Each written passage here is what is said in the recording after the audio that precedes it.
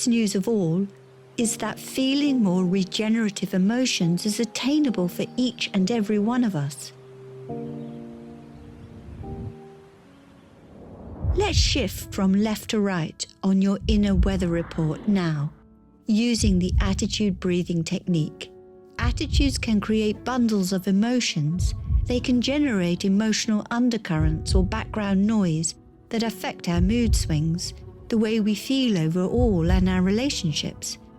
The attitude breathing technique helps us instate replacement attitudes that are more effective and save energy. The first step is to observe what you are feeling. What emotional patterns and attitudes have you been experiencing today? Perhaps you've been feeling a little frustrated, or perhaps anxious, or maybe a little down on yourself or on life. Whatever you've been feeling, it's okay. It's just time now to make a shift.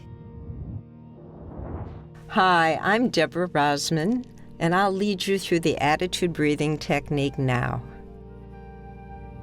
First, just recognize the feeling or attitude you want to change. What would you rather feel? Then choose an attitude or feeling you'd like to replace it with. Here are some examples. Maybe if you've been feeling stressed, you'd rather feel calm. If you've been feeling overloaded, you want to replace it with a feeling of ease. Or if you've been feeling judgmental, how about replacing it with kindness or compassion?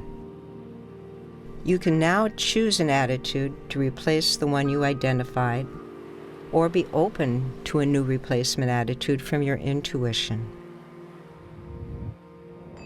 Next, focus your attention in the area of the heart.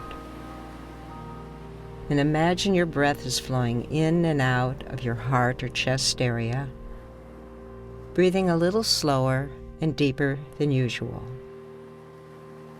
Just find an easy rhythm that's comfortable.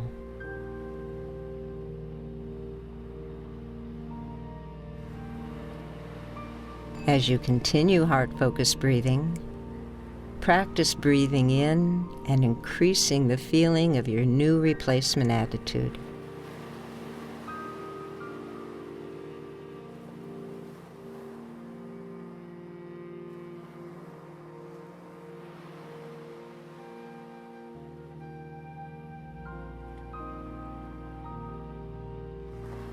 Just stay with it until you start to feel the shift.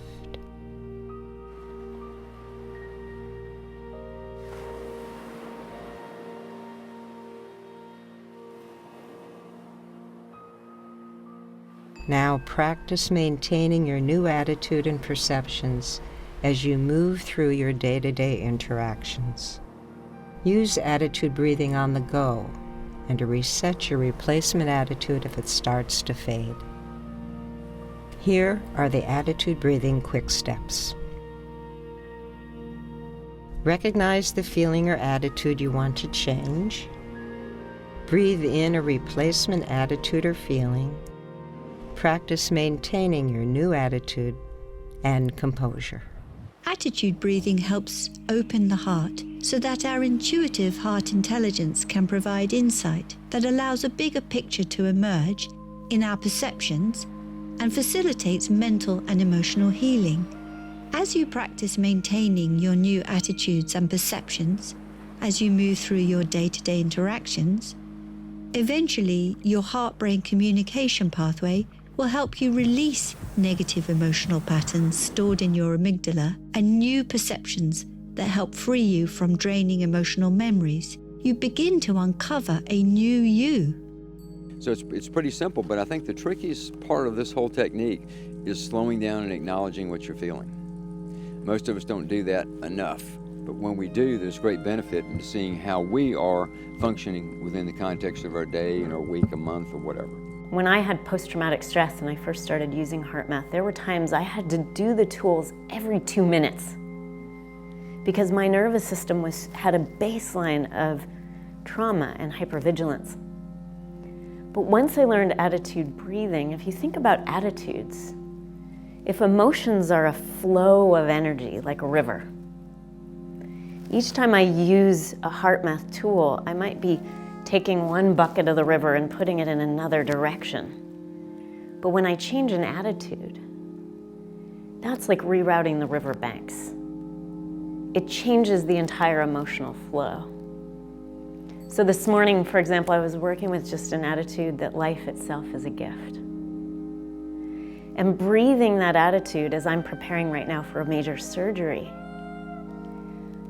it changed my attitude of fear and apprehension moving into this big life event into what a gift the surgery itself is and how that's going to improve my quality of life. I didn't have to micromanage every little emotion in talking to all the surgeons today. I could instead just change an attitude and the emotions automatically followed it. So it's a very efficient move to change an attitude. HeartMath allows kids a choice point. It gives them an opportunity, once they're aware that they don't have to run the mill through anxiety and through fear and through always needing to worry about what's coming next in their next activity or their next homework assignment, that it gives them an opportunity to stop and make a choice. And coming to their heart gives them a focus, rather than focusing on whatever else they need to worry about.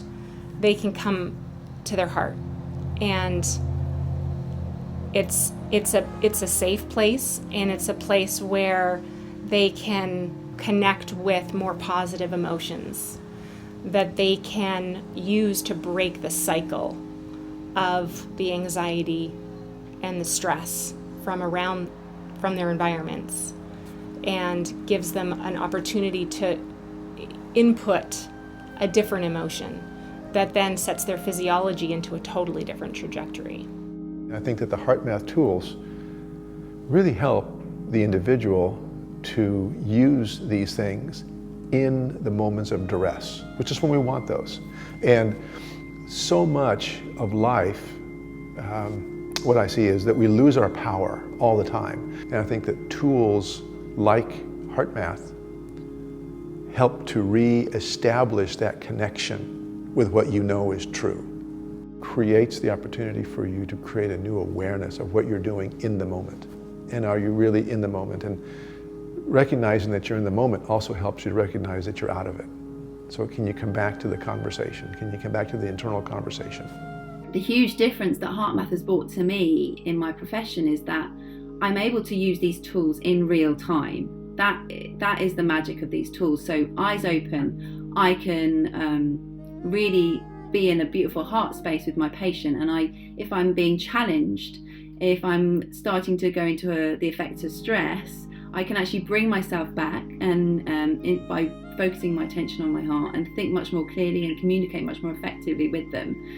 So it's really shifted how I practice and how I communicate. So with these tools, you can elegantly navigate away from states that you are less favorable, like depleting emotions, to more rejuvenating, renewing emotions, and to think more clearly and just be a better person that we all want to be.